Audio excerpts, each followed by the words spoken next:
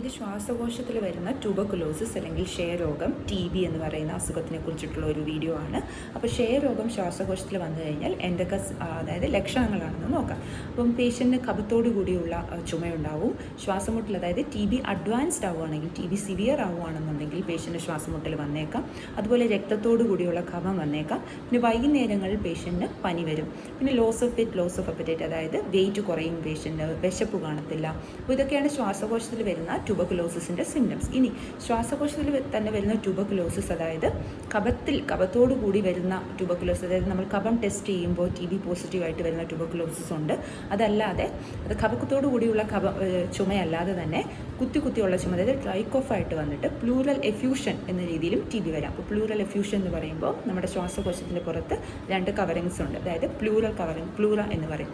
അപ്പം ഈ പ്ലൂരയ്ക്ക് 2 ലെയേഴ്സ് ഉണ്ട്. അപ്പോൾ ആ 2 ലെയേഴ്സിൻ്റെ ഇടയിൽ വെള്ളം കെട്ടിക്കിടക്കാൻ നമ്മൾ പറയും. അതായത് ഇൻഫെക്ഷൻ വന്നിട്ട് അതിന് റിയാക്ഷണറി ആയിട്ട് വെള്ളം കെട്ടിക്കിടന്നിട്ട് വരുന്ന, അതായത് നീർക്കെട്ട് പോലെ വരുന്ന ഒരു അസുഖമാണ് പ്ലൂറൽ എഫ്യൂഷൻ എന്ന് പറയുന്നത്. അപ്പോൾ ട്യൂബർകുലോസിസിൽ പ്ലൂറൽ എഫ്യൂഷൻ വരാനുള്ള സാധ്യതയുണ്ട്. അപ്പോൾ ട്യൂബർകുലോസിസ് അങ്ങനെയും വരാം, ട്യൂബർകുലോസിസ് കഫത്തോടു കൂടിയുള്ള ട്യൂബർകുലോസിസും വരാം. അപ്പോൾ അതാണ് ശ്വാസകോശ സംബന്ധമായ ട്യൂബർകുലോസിന് വരുന്ന രോഗലക്ഷണങ്ങൾ എന്ന് പറയുന്നത്.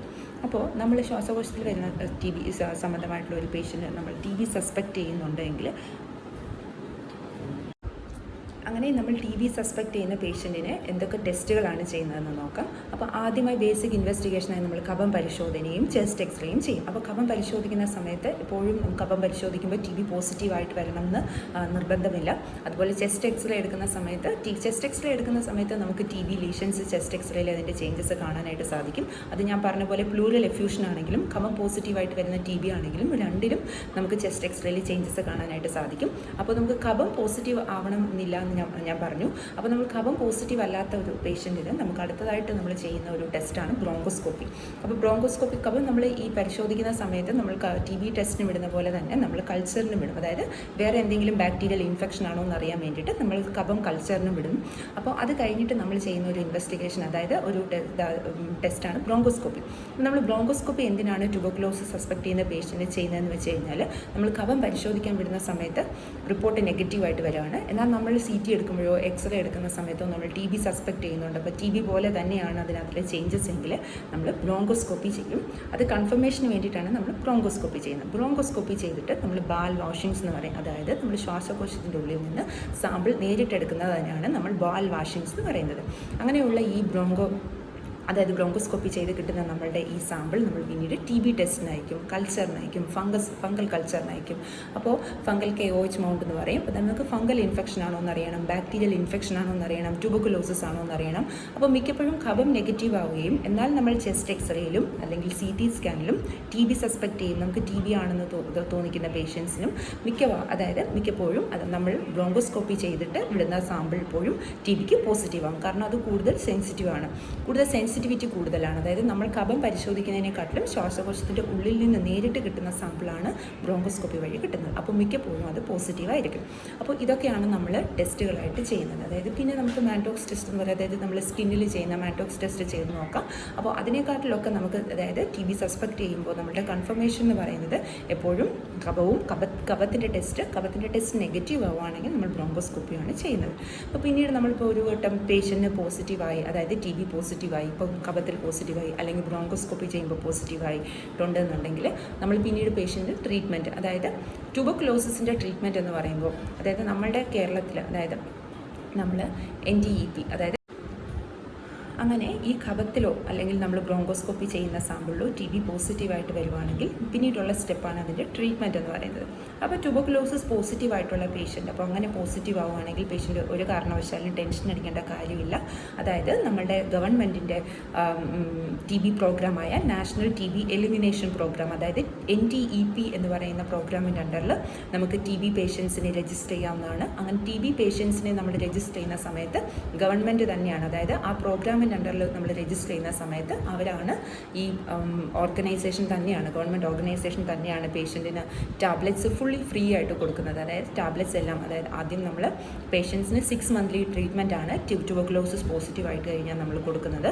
അങ്ങനെയുള്ള ടാബ്ലറ്റ്സ് പേഷ്യൻറ്റിന് ഗവൺമെൻറ് ഹോസ്പിറ്റൽസിൽ നിന്ന്, അതായത് ഡിസ്ട്രിക്ട് ഹോസ്പിറ്റലിൽ നിന്ന്, അതായത് NTEP പ്രോഗ്രാമായിട്ട് പ്രോഗ്രാം ഉള്ള ഹോസ്പിറ്റൽസ്, അതിൻ്റെ കീഴിൽ വരുന്ന ഗവൺമെൻറ് ഹോസ്പിറ്റൽസിൽ നിന്ന് പേഷ്യൻസിന് ടാബ്ലറ്റ്സ് കിട്ടുന്നതാണ്.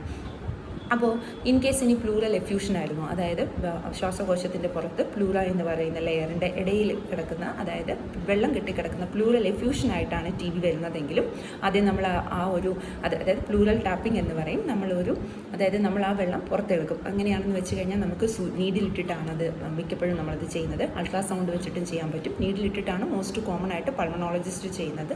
അങ്ങനെ നമ്മൾ ആ ഫ്ലൂയിഡ് ആയിരിക്കും പിന്നീട് TB ടെസ്റ്റിന് വിടുന്നത്. അങ്ങനെ TB ടെസ്റ്റിന് ഫ്ലൂയിഡ് വിടുന്ന സമയത്ത് അതിൻ്റെ റിസൾട്ടിൻ്റെ അനുസരിച്ച് നമ്മൾ ട്യൂബർക്കുലോസിസ് ആണെന്ന് നമുക്ക് കൺഫേം ചെയ്യാനായിട്ട് സാധിക്കും. അതിനുശേഷം നമുക്ക് പേഷ്യൻറ്റിനെ NTEPയുടെ അണ്ടറിൽ രജിസ്റ്റർ ചെയ്തിട്ട് പേഷ്യൻ്റ് ട്രീറ്റ്മെൻറ്റ് സ്റ്റാർട്ട് ചെയ്യാവുന്നതാണ്. അപ്പോൾ TB ഉള്ള പേഷ്യൻസിന്, അതായത് ഇതാണ് പേഷ്യൻസിൻ്റെ ഓപ്ഷൻ. അപ്പോൾ TB വന്നു എന്ന് പറഞ്ഞ് കഴിഞ്ഞ പേഷ്യൻറ്റ് ടെൻഷൻ അടിക്കേണ്ട കാര്യമില്ല. TB ഫുള്ളി ട്രീറ്റബിൾ ആയിട്ടുള്ള ഒരു ഡിസീസാണ് ട്യൂബർക്കുലോസിസ്.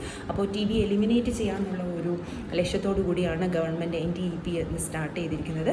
അപ്പോൾ NTEPയുടെ അണ്ടറിൽ എല്ലാ പേഷ്യൻസും അതായത് TB പോസിറ്റീവായിട്ടുള്ള എല്ലാ പേഷ്യൻസും രജിസ്റ്റർ ചെയ്ത് കൃത്യമായിട്ട്, അതായത് അവർ പറയുന്ന പോലെ കൃത്യമായിട്ട് ആ ഒരു 6 മന്ത്ലി ട്രീറ്റ്മെൻറ്റ് കൃത്യമായിട്ട് പേഷ്യൻ്റ് അതുപോലെ തന്നെ ടാബ്ലറ്റ്സ് എടുക്കുകയും അതുപോലെ തന്നെ പേഷ്യൻസ് ആ ഡോക്ടേഴ്സിൻ്റെ അടുത്ത് ഫോളോ അപ്പിന് ചെല്ലുകയും വേണം. കാരണം അതായത് കൃത്യസമയത്തിൻ്റെ ഇടവേളകളിൽ പേഷ്യൻ്റ് എക്സ്റേ നമുക്ക് റിപ്പീറ്റ് ചെയ്യാനുണ്ട്, കഫം പരിശോധിക്കാനുണ്ട്. അപ്പോൾ നിങ്ങൾ കൃത്യമായിട്ട് ഫോളോ അപ്പിന് പോയില്ല എന്നുണ്ടെങ്കിൽ, അതായത് പിന്നീട് നിങ്ങൾ ഇടയ്ക്ക് വെച്ചിട്ട് ടാബ്ലറ്റ്സ് നിർത്തുകയോ അല്ലെങ്കിൽ നിങ്ങൾ കൃത്യമായി ഫോളോ അപ്പിന് ചെന്നില്ല എന്നുണ്ടെങ്കിലോ നമുക്ക് TB ട്രീറ്റ്മെൻറ്റ്, അതായത് TB നമുക്ക് ഫുള്ളി മൊത്തത്തിൽ നമുക്ക് TB നമുക്ക് ട്രീറ്റ് ചെയ്ത് സുഖപ്പെടുത്താൻ വീണ്ടും നമുക്ക് സമയമെടുക്കുകയും ട്യൂബർക്കുലോസിസിൻ്റേതായിട്ടുള്ള കോംപ്ലിക്കേഷൻസ് പേഷ്യൻറ്റിന് വരികയും ചെയ്യും. അപ്പോൾ ട്യൂബർക്കുലോസിസ് ഉള്ള പേഷ്യൻസ് ഈ വീഡിയോ കാണുകയാണെങ്കിൽ എപ്പോഴും ഇത് മനസ്സിൽ വെക്കുക. ട്യൂബർക്കുലോസിസ് മൊത്തത്തിൽ ട്രീറ്റ് ചെയ്ത് സുഖപ്പെടുത്താൻ പറ്റുന്ന ഒരു അസുഖം തന്നെയാണ് ട്യൂബർക്കുലോസിസ്. അപ്പം അതുപോലെ തന്നെ നമ്മുടെ കേരളത്തിൽ ബാക്കി സംസ്ഥാനം, അതായത് പ്രത്യേകിച്ചും നോർത്ത് സംസ്ഥാനങ്ങളിലെ വെച്ച് കമ്പയർ ചെയ്യുമ്പോൾ നമ്മുടെ ട്യൂബർക്കുലോസിസ് കേസസ് വളരെ കുറവാണ്. ഈ ഒരു അവസ്ഥയല്ല ഡൽഹി, മഹാരാഷ്ട്ര അങ്ങനെയുള്ള സംസ്ഥാനങ്ങളിൽ. അപ്പോൾ പൊതുവേ, അതായത് നമ്മളുടെ സംസ്ഥാനത്ത് മറ്റുള്ള സംസ്ഥാനങ്ങളെ വെച്ച് നോക്കുമ്പോൾ കമ്പാരിറ്റീവ്ലി കുറവാണ്. എങ്കിലും TB കേസസ് നമ്മളുടെ സംസ്ഥാനത്തും ഇപ്പോഴും ഉണ്ട്. പൂർണ്ണമായും നമ്മൾ എലിമിനേറ്റ് ചെയ്തിട്ടില്ല കേരളത്തിൽ നിന്നായാലും. അപ്പോൾ TB ഉള്ള പേഷ്യൻസ് എപ്പോഴും, അതായത് ആ ഒരു NTEP പ്രോഗ്രാമിൻ്റെ അണ്ടറിൽ രജിസ്റ്റർ ആയിട്ട് ഡോക്ടർ പറയുന്ന പോലെ അതായത് ഓർഗനൈസേഷൻ നിങ്ങൾക്ക് ടാബ്ലറ്റ് പ്രൊവൈഡ് ചെയ്യുന്ന പോലെ കൃത്യമായി ടാബ്ലറ്റ് എടുക്കുകയും ഫോളോ അപ്പ് ചെയ്യുകയും ചെയ്യാനായിട്ട് പ്രത്യേകം ശ്രദ്ധിക്കണം.